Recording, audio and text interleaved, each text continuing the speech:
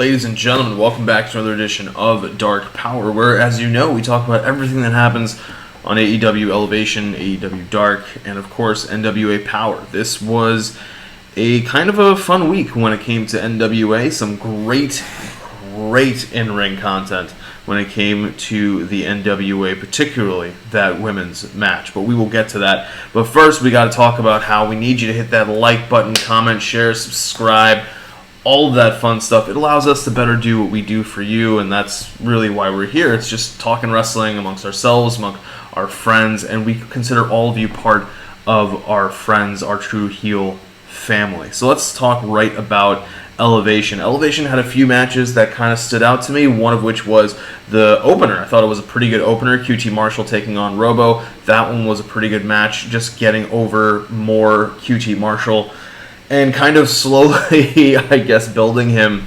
to what exactly, I'm not 100% sure, because he did lose that match against Cody, but we'll see how exactly they build it from here. I'm looking forward to that match with Anthony Ogogo at Double or Nothing.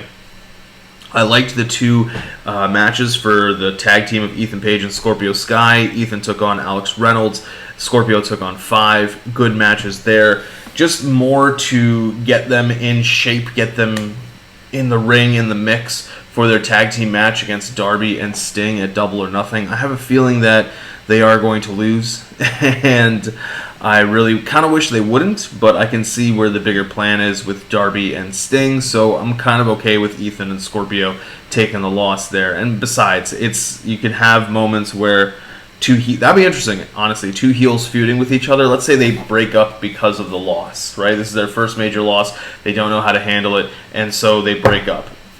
I would love to see two heels going at it and figuring out who you're supposed to hate more. Who's going to one-up the other when it comes to making the crowd hate them. That's something that'll be kind of interesting to see. And I don't know. I want to see where they really go with Ethan Page and Scorpio Sky. They're two of the younger talents and two of the better talents when it comes to those who are in that kind of younger to middle-ish group. I liked the Ren Narita versus Royce Isaacs match. It was nice. I had to do a double take at first when I saw that on the card preview. I was like, wait a minute. A New Japan guy is going to be here? That's awesome. So we have a New Japan guy here with Ren Narita from the LA Dojo. If you've watched, shout out to John L. J News Japan. If you've watched that, you know a lot about Ren Narita, and I think Ren Narita's pretty high on his list of the young lions, and it's good to see Ren Narita here continuing to build out that partnership between AEW and New Japan, and it's a good match. What more can you ask for? Nice, hard-hitting action. Royce Isaacs is somebody who is capable in the ring. We've seen him a lot on NWA Powerrr when he was still part of the NWA, and it's good to see him here in this match. But speaking of New Japan and speaking of that combination, that working together, that partnership, our main event is none other than JD Drake taking on the King of Sneaky Style, Rocky Romero. Now I've had the ability to talk about Rocky when we've been talking about New Japan. I've been able to talk about Rocky when it comes to our ROH recap show, now Fusion of Honor, Review of Honor, now Fusion of Honor with Ness.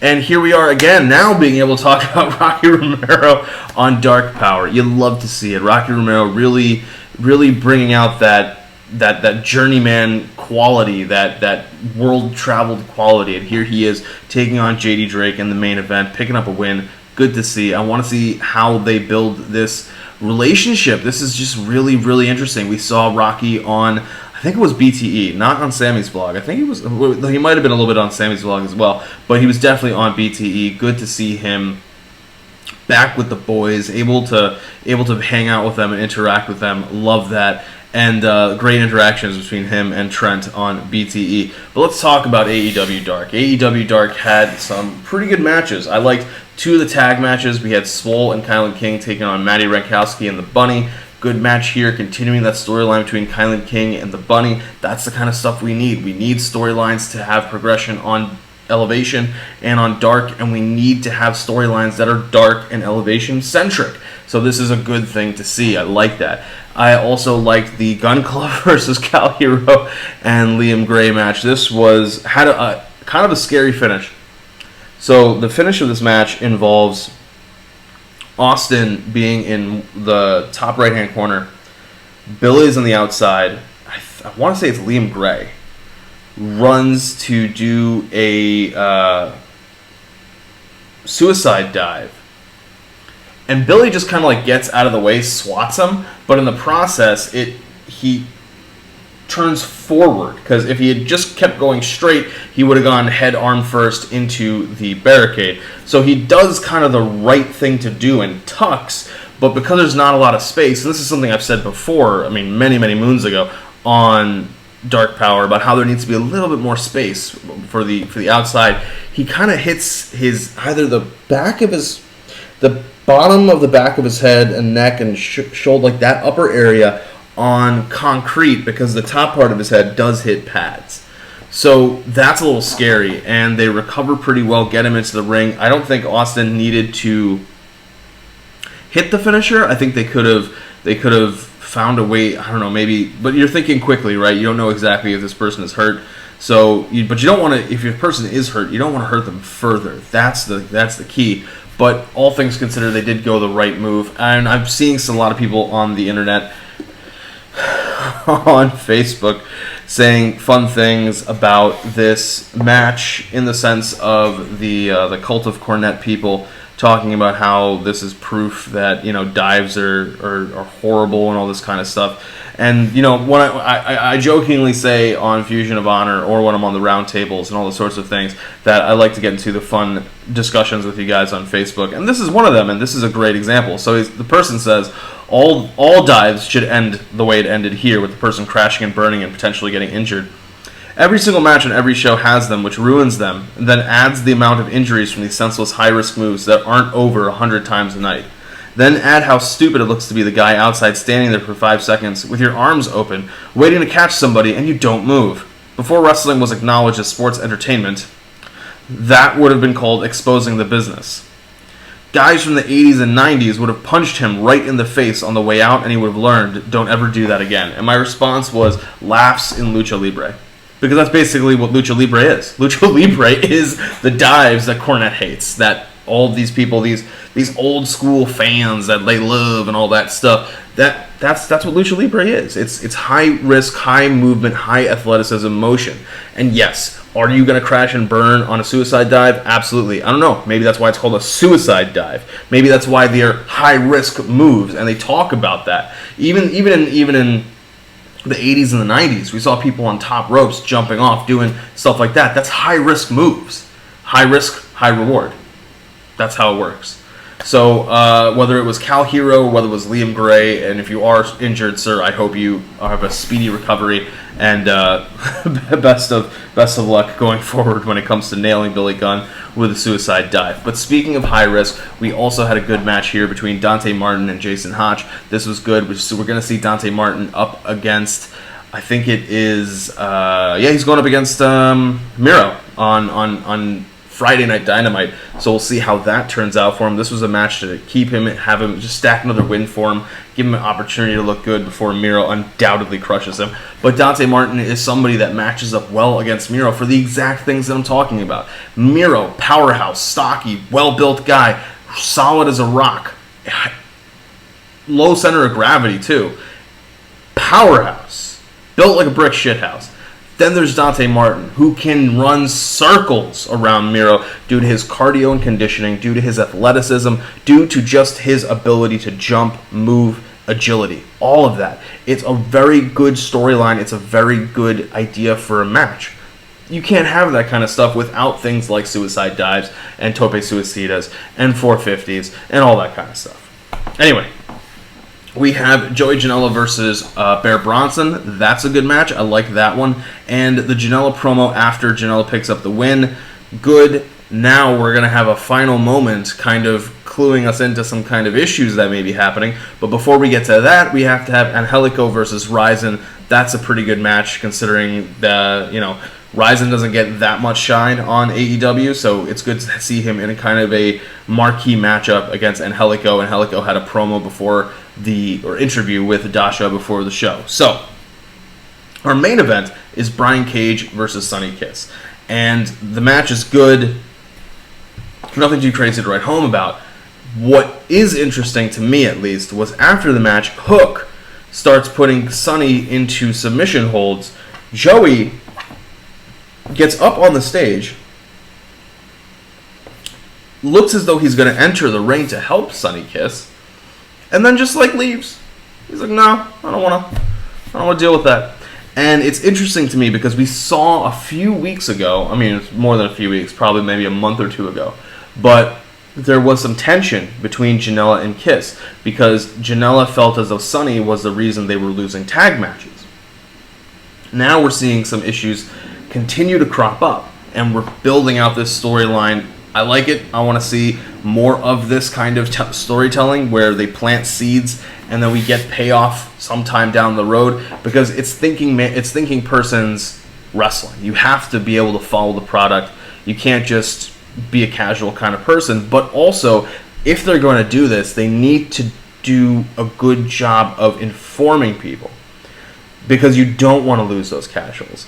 And just as how they are expecting people to remember that there was an issue with Janela and Kiss before, they need to now reinforce that information and remind us if this is going to be something going forward. If it's not, okay. If it's just going to be more of, if this was kind of, part one was Janela having some issues with Kiss, thinking they're going to lose.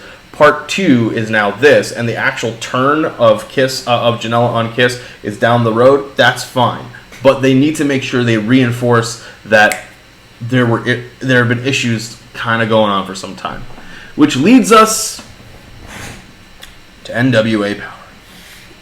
NWA Powerrr. What can we say about NWA Powerrr? This was a pretty damn good episode of NWA Powerrr. I can't lie.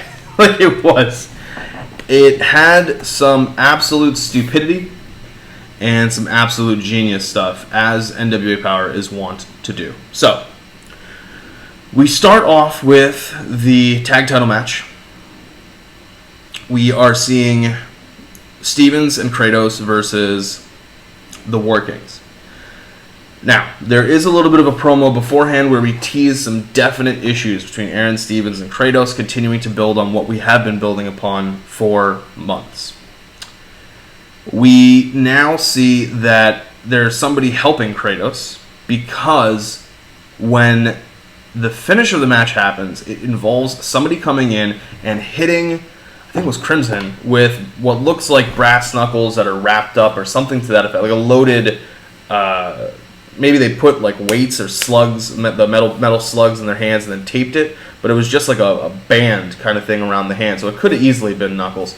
But boom, get the hit, ref doesn't see it, Kratos covers, 1, 2, 3, still tag champions, and Stevens, who is, I think he was out recovering, he is like, wait, what exactly happened? How did all of this take place? Good use of continuing tension between the team, within the team, and it gives us intrigue to see who exactly that person is. And it makes it kind of a tease for the pay-per-view, potentially finding out at the pay-per-view who it was who was helping Kratos. And I forget if I had a feeling that War Kings were going to win.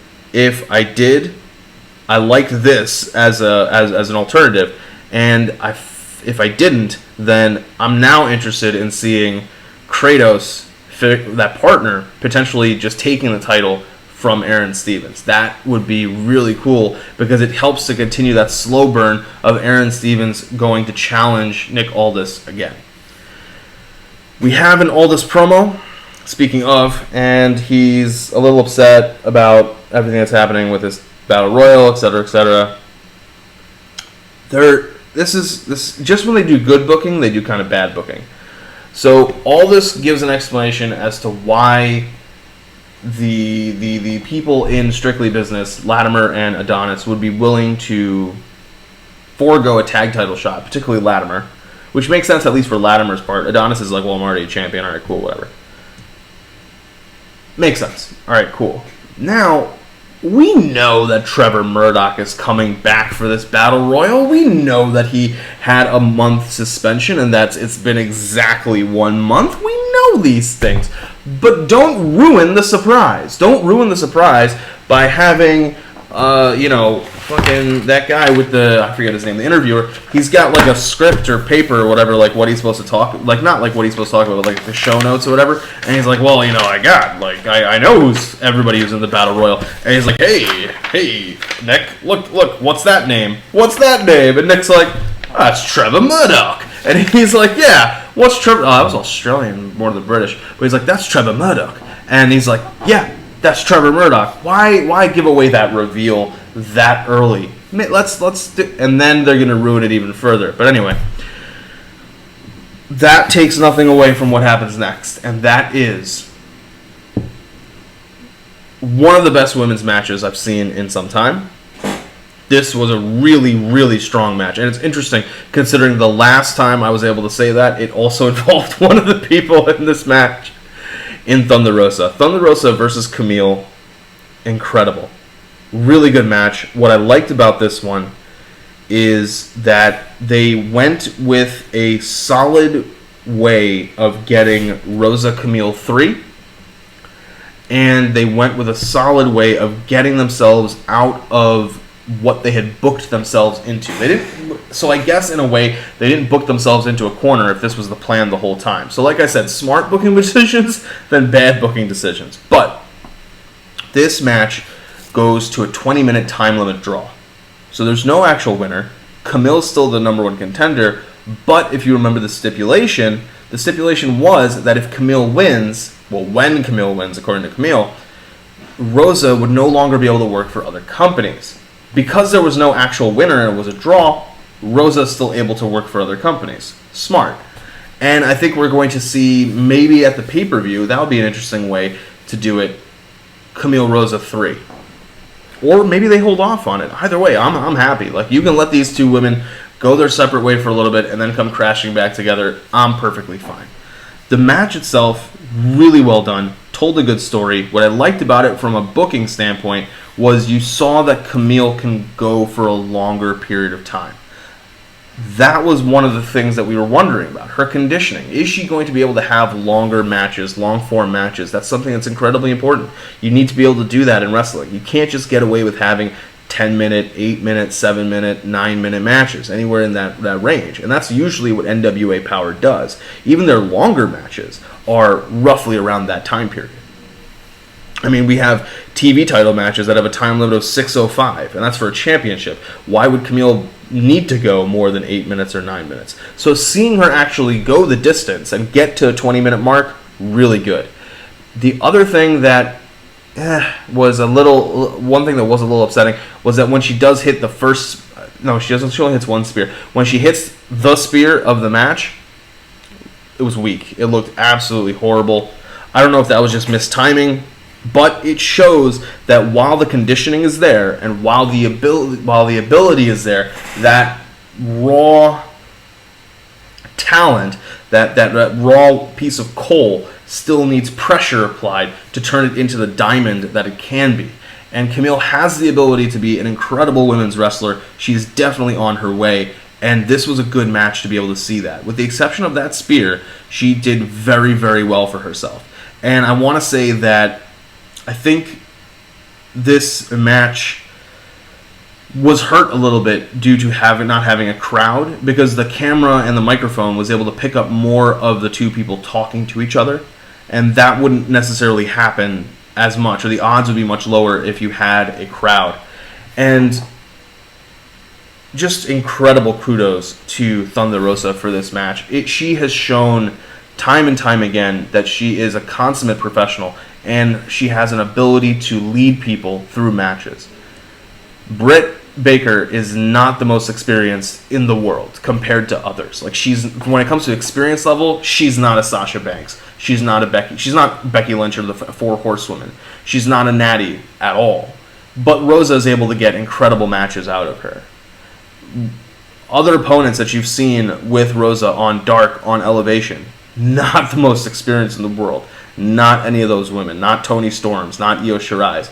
But Rosa's able to get pretty good matches out of them. Camille, not on the level of experience at all. Roughly around this time last year, I think it was, or maybe a little bit longer, over a year, we were talking about how we had just seen Camille's first match in the NWA.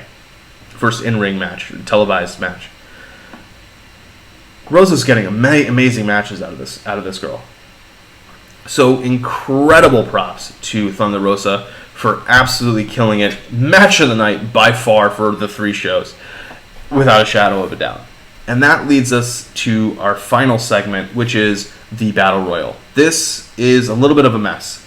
So we'll start with the fact that they gave an entrance to Tyrus. There's no need to give an entrance to Tyrus. Tyrus is actually rather inconsequential to the story of this Battle Royal. We already know it's for Trevor Murdoch. This is Trevor Murdoch's match to lose. You give Trevor Murdoch the entrance. More importantly, you don't tell us earlier in the night that Trevor Murdoch is actually back. You wait until this happens because you have Aldis on commentary. You also had Austin Idol on commentary. And what would have made sense, would have made more sense, is if they did do an entrance for Tyrus, but then they also did an entrance for Trevor Murdoch, and that was the reveal. That's how we knew that Trevor Murdoch was back. I think that was kind of a stumble, and the other main stumble was that they said it was a battle royal, but people were going, I guess it wasn't necessarily an over-the-top rope, because people were going through the middle rope and they were saying that they were eliminated. People were going through the bottom rope. Chris, Slice Boogie, he got eliminated by going under the bottom rope, and I don't know what exactly that was going on there, because that made absolutely no sense if it's going to be an over-the-top rope battle royal. But either way, the third and final part of this that makes absolutely no sense is Chris Adonis gave up the national title in order to enter this battle royal. It makes sense from Nick's perspective because Nick's an asshole and Nick's manipulative and Nick's going to use Adonis and Latimer and Camille to get whatever he wants. And what he wants is not Murdoch.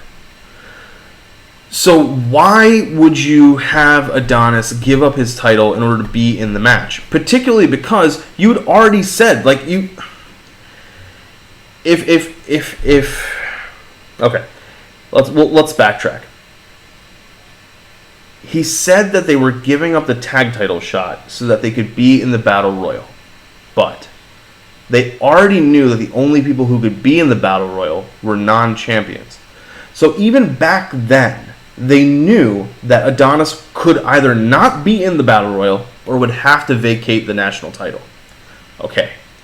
Therefore, if the argument for revealing to Nick Aldis was that Trevor Murdoch was going to be in the Battle Royal was so that he would have Adonis vacate the title so that Adonis could get into the match, he was already planning on doing that before he found out that Murdoch was going to be in the Battle Royal, because he had said, we're giving up this tag title match so that Adonis and Latimer can be in there. And he already knew that Adonis would have to give up the title, the national title, in order to be into the Battle Royal. That further reinforces why telling Nick Aldis at the beginning of the show, or towards the beginning of the show, made no sense. It would have made more sense if Murdoch shows up, Adonis and Latimer are in the ring, yeah, and Nick loses his mind, but then goes, wait a minute, Adonis is there, Adonis has this, Adonis is going to save me. Or, conversely, if Adonis had not been in the match, had been ringside or at commentary, like standing behind Nick, Murdoch comes out, and they do something where Latimer like attacks somebody and incapacitates them with Adonis's help. Adonis gives the title to like Joe Galley and says, I'm vacating the title, and or Aldis tells him to do it, and he vacates the title and then comes in to sub in for the person that they take out. That's more convoluted, but it's better than what they did. So, I don't know, that just kind of threw me. And of course, we have the classic moment at the end where the last three people, okay, well, hold on, the last four people are Tyrus, Latimer, Murdoch, and Adonis. Okay, Pope comes out of nowhere and eliminates Tyrus in one of the laziest eliminations I've ever seen in my life because Tyrus can't move. And then he picks up he brought the TV title with him and he just walks out the back and Tyrus half-heartedly chases after him. All right, we're down to 3. If you know where this is going, please don't stop me. I'm going to have to say it anyway. Murdoch is able to get Adonis to accidentally eliminate Latimer, and then he eliminates Adonis, and now Murdoch is our number 1 contender. Okay, cool. We knew where this was going to go. Perfect. Then Aldis gets into the ring, tries to attack Murdoch. Murdoch's able to reverse it, and then Murdoch cuts a really strong babyface promo to end the show, talking about how this opportunity means so much to him, and he wishes Harley Race was here to be able to see him have this opportunity to become world's heavyweight champion. That promo started to win me over to the fact that Murdoch is a viable contender for Aldis. Not enough that I want him to win. No. But it's enough for me to say, okay, this match isn't necessarily going to be horrible. Okay. Yeah, this is the final build for this pay-per-view. I think next week they may do a recap show of some sort, but we'll see exactly what happens for the when our shadows fall pay-per-view, and I'll be there on the round table. Oh, and also before I go, shout out to Pope for doing a quick, nice update to the TV title and changing out the strap. I think it's a white strap now, and it looked really, really good. But guys, my time here has come to an end. I appreciate all the time that you spend with us. Make sure to catch me on Fusion of Honor with the three-time baby-making champ, Ness. We have a lot to talk about this week when it comes to Fusion of Honor.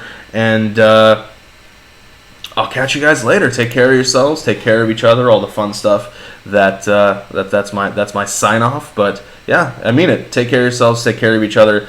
Last weekend I was able to go down to Tampa for my childhood friend's wedding. That was a really incredible moment. It's great to see people who are moving with their lives through this pandemic and through everything that's going on. So I honestly wish the best for you and yours, and I hope that you and your family are doing well when it comes to this pandemic. So until next time, guys, I honestly do mean it. Take care of yourselves. Take care of each other.